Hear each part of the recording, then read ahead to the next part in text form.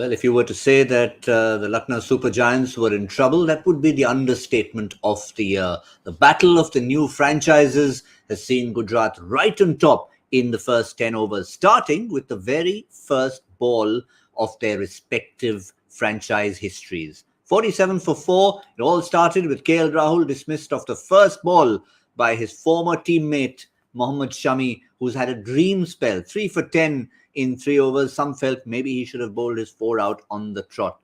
The power-packed batting lineup, Evan Lewis, Manish Pandey, Quinton de Kock, all back in the hut, and plenty to think about for the franchise in light blue. I'm joined by Sean Pollock on Cricbuzz Comm Box. Sean, of course, they're in lots and lots of trouble, repair job, but let's go to the fast bowler and talk about fast bowling. What a spell from Mohammad Shami.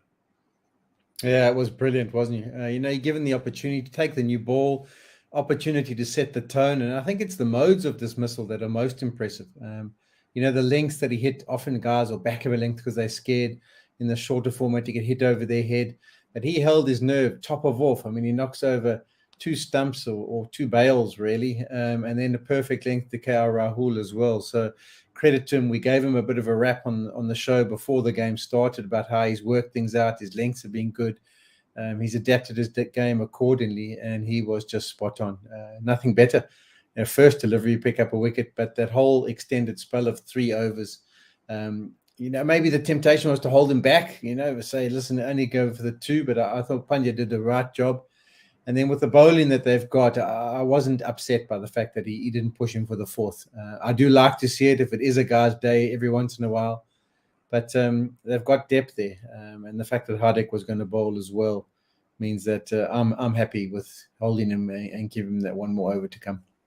Yep, Rashid Khan's just about started off, and the only problem for Lucknow is the inexperience in the batting lineup, but that could turn into opportunity. We've seen what happened with Delhi in their run chase against Mumbai. All the much vaunted players went, and there was suddenly a Lalit Yadav and an Akshar Patel and a Shardul Thakur in his new role performing. So chance for Deepak Hooda, who's hit 2 boundaries as we are talking, to make a name. I mean, he's already made a name, but to really make a name to the extent of saying, I can be the one-man show here.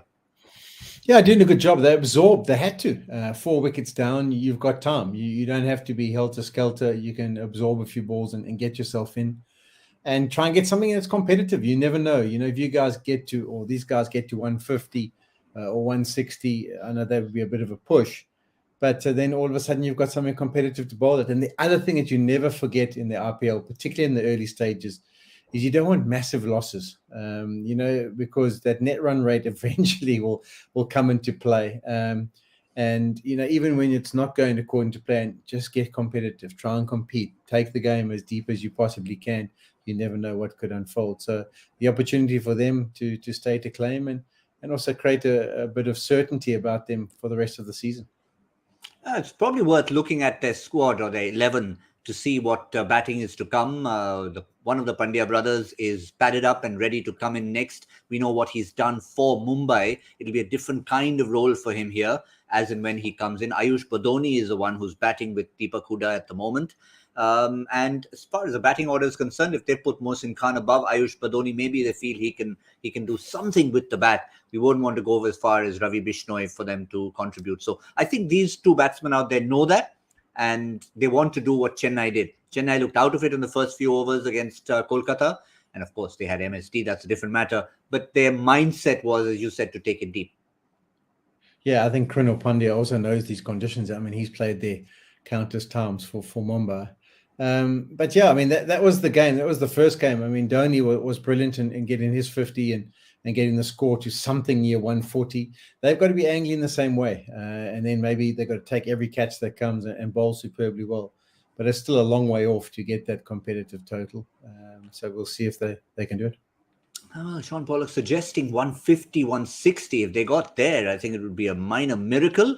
But they'd probably want to settle for a bare minimum at the moment, even a 120, 130, something to bowl at against another franchise maybe who'll be trying to find their feet. For now, Lucknow in trouble, repair job in progress. We'll assess it all in a few minutes' time. For now, that's all we have on Cricbuzz Comm Box.